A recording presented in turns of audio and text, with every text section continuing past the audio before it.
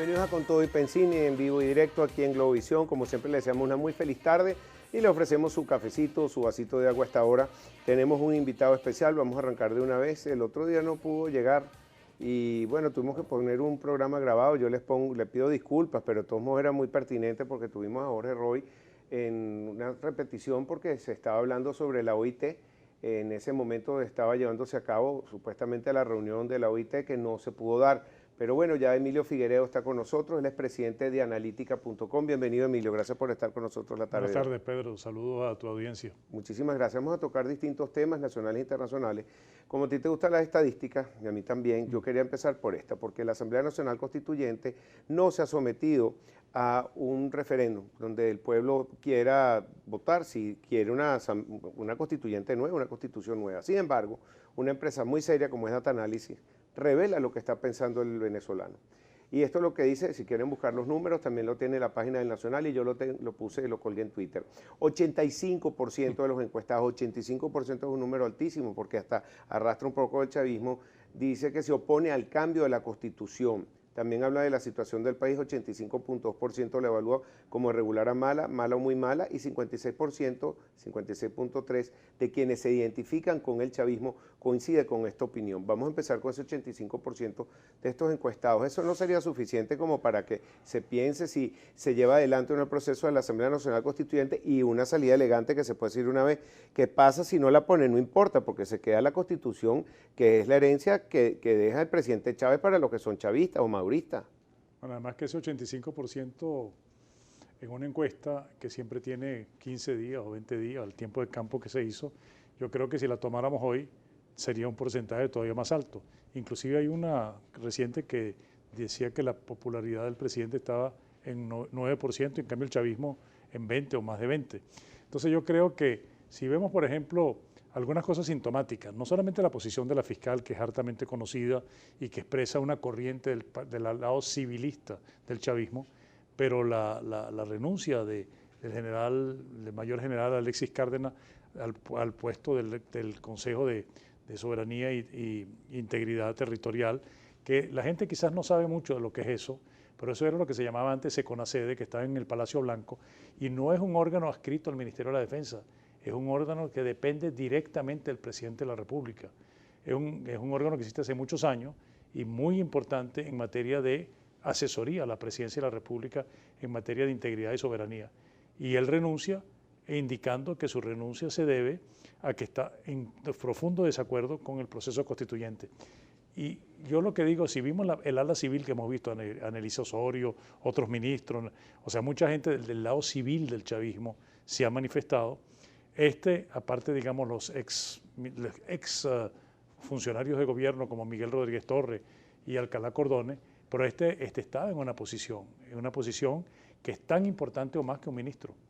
Entonces yo creo que aquí estamos viendo ahora una manifestación de otro sector que para todos nosotros es como la caja negra, ¿no? No sabemos qué pasa allá, pero cuando el río suena dicen que es porque piedras trae. Claro. Fíjate que lo que ellos mismos se denominan como el sector no alineado y también el chavismo crítico, y han surgido voces desde Maripili Hernández, que la vimos en Barcelona, y a mí me pareció interesante su posición con otros venezolanos tratando de lograr algunos, no es acuerdos, pero hablar sobre la situación de gobernabilidad de Venezuela y buscando algunos acuerdos para la gobernabilidad y para una transición. Ahora fíjate una cosa, eso está uniendo de alguna manera a una oposición, no es que sean de oposición, siguen con su pensamiento chavista, pero una oposición a que se lleve adelante esta Asamblea Nacional Constituyente. Y eso está dándole también, amalgamando a la gente a través de defender la Constitución del 99. Yo iría más allá, Pedro. No es solamente la reacción de rechazar la Asamblea Constituyente que acabaría, como lo han dicho muchos de ellos, con el legado de Chávez, cuyo principal legado fue justamente una Asamblea Constituyente que aprobó en el 99 esta Constitución, sino que se manifiestan como defensores de la Constitución.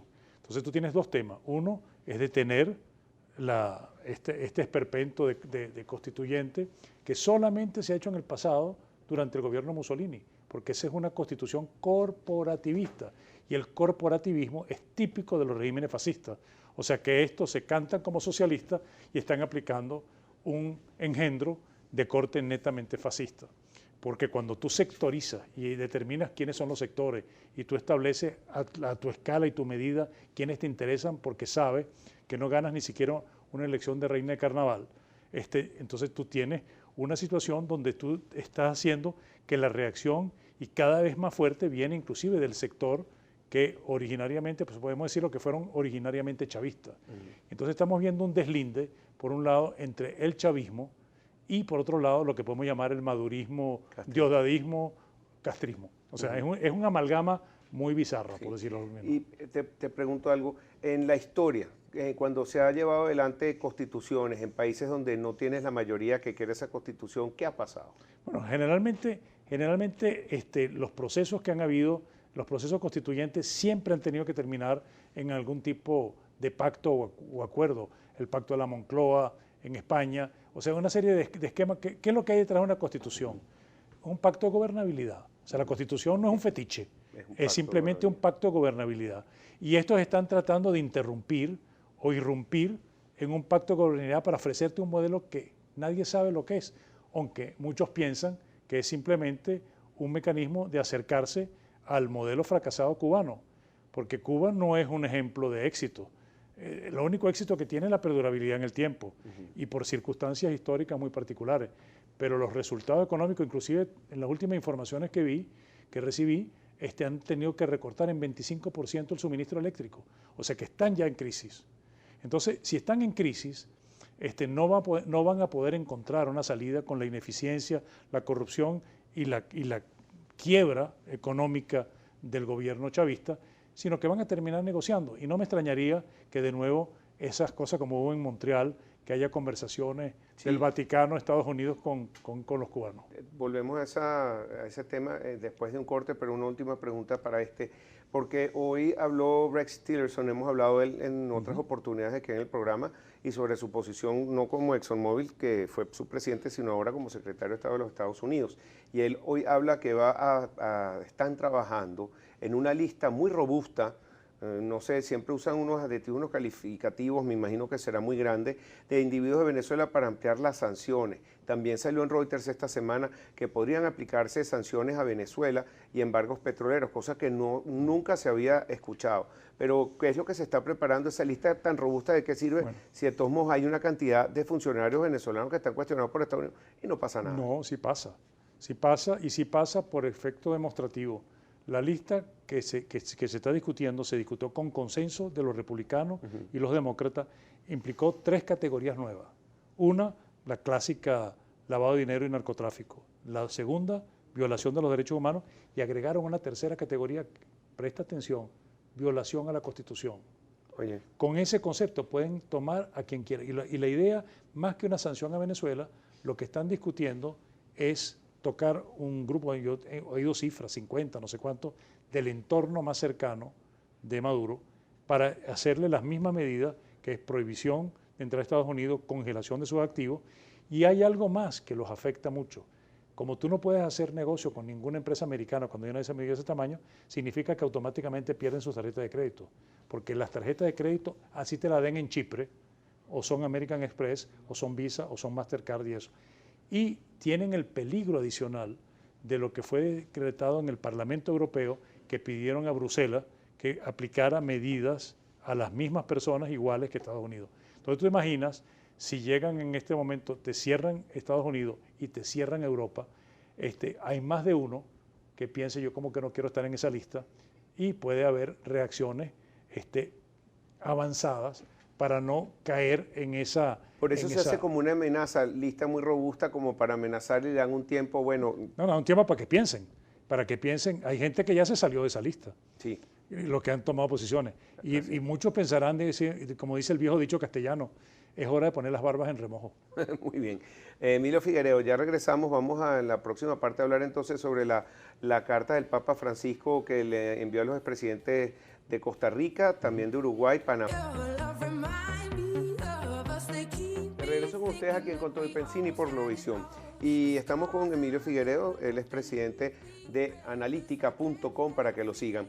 Y dejamos una pregunta al aire, Emilio, que esta carta que le escribió el Papa Francisco, insistiendo nuevamente, vamos a hablar de negociación y no diálogo, porque la gente ya le tiene tirre a la palabra, sobre una carta que le envía el expresidente Laura Chinchilla de Costa Rica, Luis Alberto Lacalle de Uruguay, Mireya Moscoso de Panamá, Andrés Pastrana en Colombia, Jorge Quiroga de Bolivia y Miguel Ángel Rodríguez en Costa Rica, abogando por diálogo y la realización de elecciones en Venezuela. Pero te pregunto algo, un expresidente tiene tanto poder y ya tenemos la experiencia de los facilitadores últimos que estuvieron como Zapatero y los otros que no lograron nada, porque esto sí, que es no, lo que pero se esto está tiene buscando. mucho tiempo trabajando. Ahí está Oscar Arias, está también el de Chile. O sea, un grupo de expresidentes que han estado impulsando, digamos, el respeto a la Constitución, a las normas del Estado de Derecho. Pero lo interesante es que después de la visita de los obispos, ya hubo una primera corrección del Papa en el lenguaje, en el tenor, en lo que dijo, y él ratificó algo fundamental.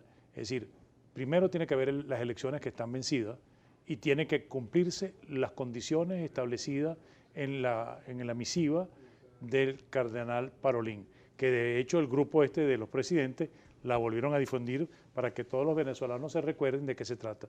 Y no hay que demonizar la palabra negociación. Diálogo fue una cosa frustrada, fue simplemente, bueno, una circunstancia que no tenemos que venir sobre ello, pero si analizamos las transiciones de todos los regímenes totalitarios, sin excepción, o las dictaduras más cruentas, cómo se ha pasado de ellas a las democracias. En el fondo con negociaciones. Ahora, negociaciones que tienen que tener un lapso, unas condiciones previas, y después entonces hay temas por negociar, pero hay cosas que no son negociables, que son las 4 cosas que están en el documento del cardenal Parolín. Y fíjate que el mismo, después de la reunión de los obispos, ellos mandaron unos sacerdotes, o sea al gobierno le pesa la posición más radical que ha tenido que asumir el Papa en virtud de la posición unánime de la Iglesia Católica Venezolana. ¿Nos puedes recordar los puntos de esa carta de Parolín? Bueno, uno era la celebración de elecciones, apertura de un canal humanitario, que se hablaba liberación de los presos políticos, y la cuarta era reconocer a la Asamblea Nacional. Reconocer la Asamblea. O sea, son 4 condiciones esenciales. Es lo mismo que si lo decimos en otro, lo que se está hablando con los chavistas críticos, por decirlo, llamarlo de una manera, o light, o lo que quieran llamar, o originales. Yo no voy a entrar en adjetivos. Es lo mismo decir, el respeto de la Constitución. Si la Constitución se respeta, ninguna de esas condiciones podrían estar aplicables porque todas son violatorias del derecho. Ellos se autodenominan grupo no polarizado, que bueno, incluye al grupo me parece bien. de María Roja y todos ellos. Mira, también te quería preguntar, porque mencionaste a Cuba, que yo creo que es un actor fundamental en toda esta negociación que viene en Venezuela. Todavía se le está suministrando el petróleo. Esta semana es crucial para la isla porque Donald J. Trump, que por cierto cumpleaños, va a decidir qué va a pasar con Cuba. Rex Tillerson también habló sobre la isla y son negociaciones que son muy importantes para ellos. Unas negociaciones que estuvo involucrado el Papa cuando Obama, pero aquí le pueden quitar hasta todo, pueden eliminar todo lo que se hizo hasta ahora en relaciones diplomáticas. O ponerle una condicionalidad, porque de todas maneras, fíjate que inclusive para Trump, o sea, le interesa una transición pacífica en Cuba. Raúl tiene 84, 85 años, no ha sido un hombre de una salud muy, muy estable. Cuba está en una crisis de nuevo, porque reducir en un país que tiene poca suministro de energía eléctrica en 25% es grave.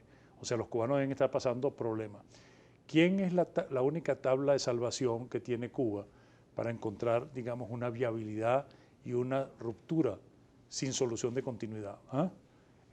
Es justamente con un entendimiento con Estados Unidos que el Vaticano puede inducir, porque la otra opción que tiene es de más largo plazo, que es Guyana, porque Guyana se va a transformar, gracias a la inacción del gobierno venezolano, en la Kuwait de América del Sur.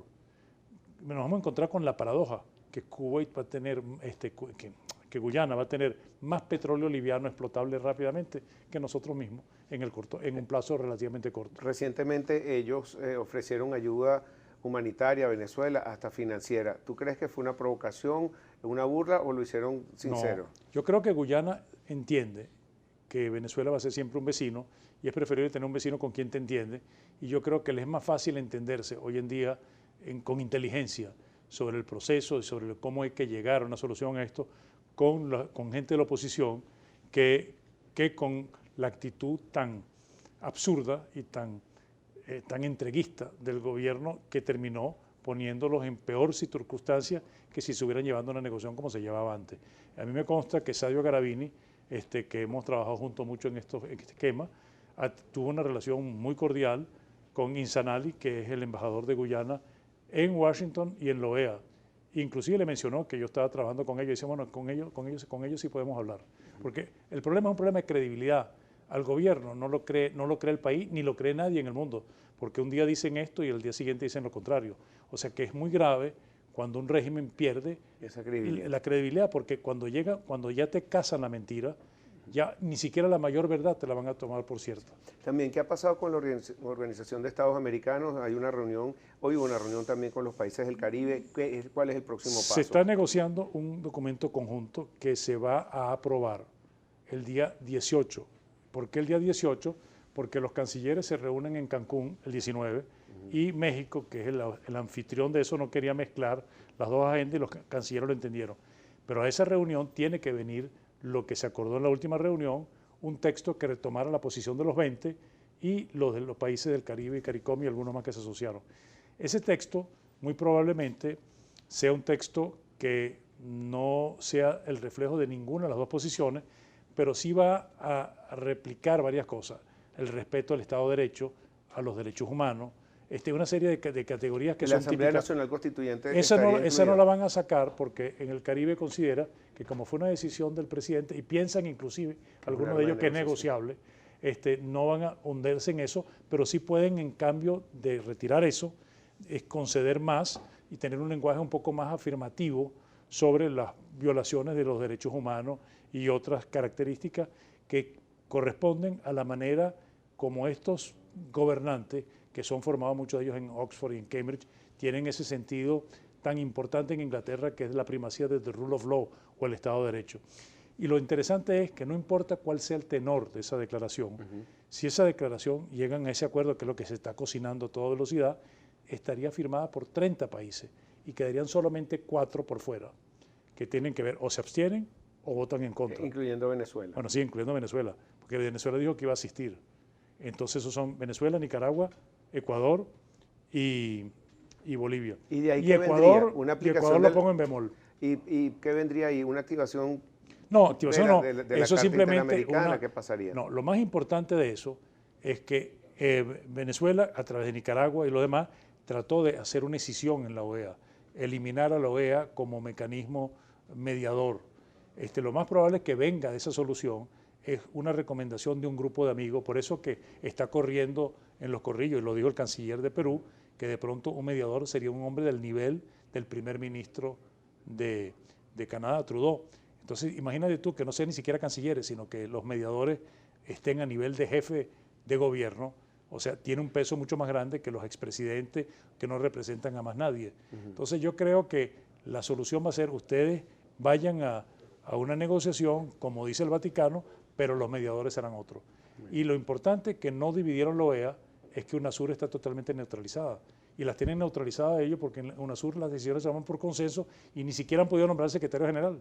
Y la CELAC nadie le hace caso. ¿Y qué pasa con Zapatero? Ya queda descalificado como facilitador. Zapatero que se dedica a sus zapatos. Como dice. Y sumando todas estas cosas internacionales y nacionales, tu sentimiento del país, ¿tú ves que puede haber una transición?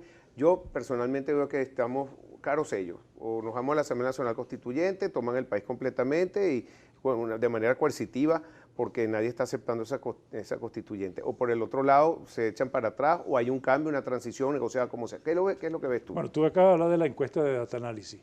Tú acabas de ver todos los días cómo se están sumando personajes críticos de altísimo nivel del chavismo original, para llamarlo de una manera, a criticar la Asamblea Constituyente. ¿Qué sucede si este movimiento que está saliendo ahora por goticas importantes, de pronto coge más impulso? ¿Qué sucedería, por ejemplo, con pronunciamiento de algunos altos que han hablado sotoboche, que están en desacuerdo, se siguen pronunciando? Yo me imagino que detrás de todo esto hay todas las cosas que estamos por primera vez actuando. y sin que tenga ningún desdoro en eso, porque la política es una ciencia, pero también es un arte. Y lo que le ha hecho daño al país ha sido justamente la antipolítica, el voluntarismo y el entusiasmo. Todo eso tiene que existir, pero a la hora de la verdad, las soluciones de todos los conflictos en todas partes del mundo pasan por soluciones al final de tipo político que tomen en cuenta las realidades. Hoy nosotros somos mucho más fuertes de lo que éramos hace 8 meses. ¿Tú comparas esto quizás con la caída del muro de Berlín o algo así? Bueno, definitivamente. Lo que pasa es que lo que no te puede predecir nadie es cuándo viene la irrupción. Es como cuando si tú ibas a Choroní y estabas abajo y empezabas viendo llover arriba, llegaba un momento que tú te salías del río, ¿no? Porque tú no sabías en qué momento iba a venir la vaguada. Bueno, esto termina posiblemente con una vaguada, una avalancha, lo que sea, porque está armándose, o sea, la bola de nieve está creciendo y llega un momento que cuando tú dices esas encuestas que 85 formales hace 3 semanas la campaña o 15 días que tomaron la campaña, hoy en día el sentimiento no ha mejorado para ellos. Y el otro problema que tiene el régimen es que tiene una escasez de liquidez total. Inclusive le han pedido a Fogade que venda todos sus activos. Fueron a buscar, nombraron un vicealmirante para ir a negociar con un carabinero en Chile y salió la Bachelet con unas declaraciones muy fuertes. Yo no me imagino que ningún carabinero se va a atrever a enfrentar a la Presidenta de la República. Rusia, Putin les ha dicho, bueno, no hay que pasar la línea amarilla, hay que mantenerse dentro de la Constitución y al mismo tiempo me debes $1.000 millones. Y que entraron en default. Y los chinos, que son comerciantes. Y los bonos de Venezuela cayendo, vendiendo los bonos de Goldman Sachs a precio de gallina flaca, y el último que tiene Banco Bueno, el Venezuela. de los 5.000 del Banco de Venezuela creo que no ha prosperado. Bueno, es que era un tremendo negocio para el que lo compra. Sí, pero era una venta por cupones, porque ni siquiera lo hicieron bien, ni siquiera lo registraron electrónicamente. Y después un papel. Entonces tiene que comprar papel y agarrar el papelito y cancelarlo. Emilio, un placer hablar contigo.